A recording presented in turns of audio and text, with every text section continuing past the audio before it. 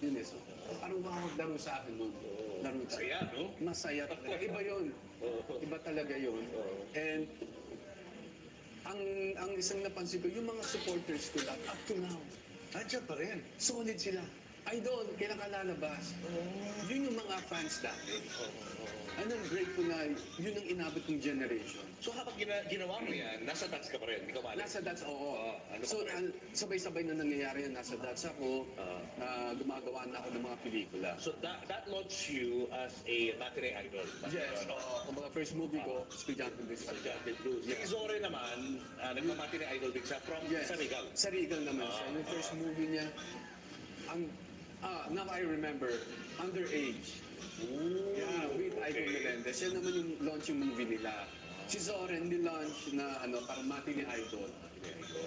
And then ako naman, ayan, Grupo kayo. Grupo. Underage, that's the title of the movie. After Estudyante Blues, anong next mo? Budi Budi.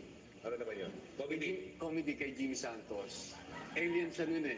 So, Budi Budi, and then nagkaroon ng Petrang Caballo. So yung mga naunang movies ko, comedy. Mga ilang movies na nag-comedy? Marami rin. Marami na rin. Nakasama ko si Herbert Bautista, Nardong Toothpick.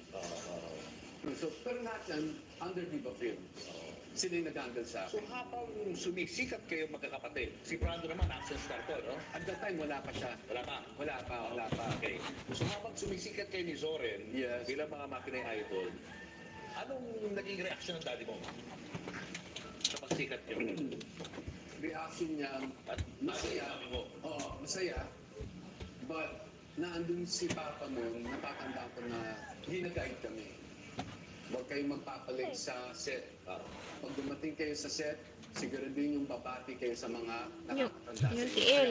Hanggang ngayon, Sakto ganun ba talaga. na? Pag dumating ako sa set, nagbibigay galang ako, nagbibigay pugay ako sa mga nauna sa akin o yung mga senior sa akin. Yun ang in-instill niya sa inyo. Yes, pati yung working attitude mo. What about anti-short fans? Ano Walang pinapanood niya? problema, sanay ako dyan. Maano ako sa fans, hindi ako may lapitan. Kasi in-accept ko yan, Julius, na yung makikipag-alubilo ko sa mga fans, mag-hi ka, kasama niya sa trabaho.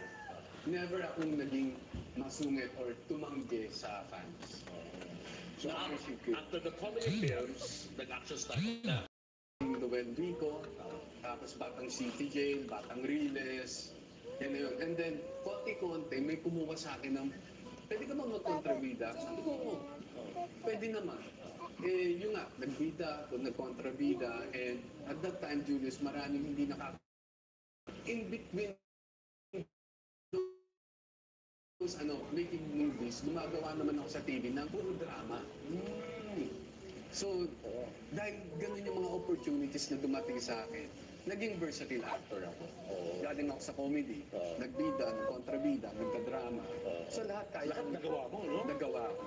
And I'm thankful for that. Pero saan ka mas happy? Anong klaseng mga roles ang nagbibigay sa'yo ng ligaya?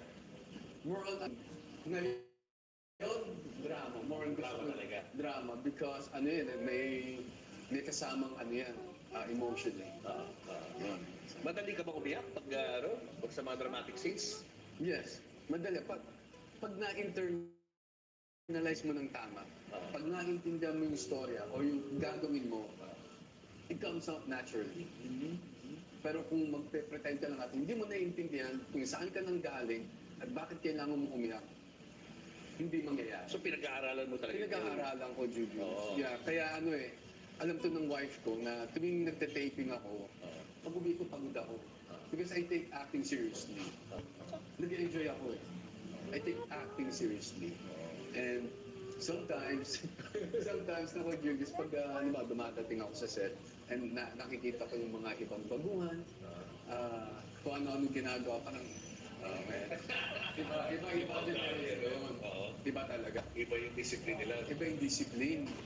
Share ko lang nung dati, kung taping ko bukas, ngayon palang kabisado ko na yung buong script.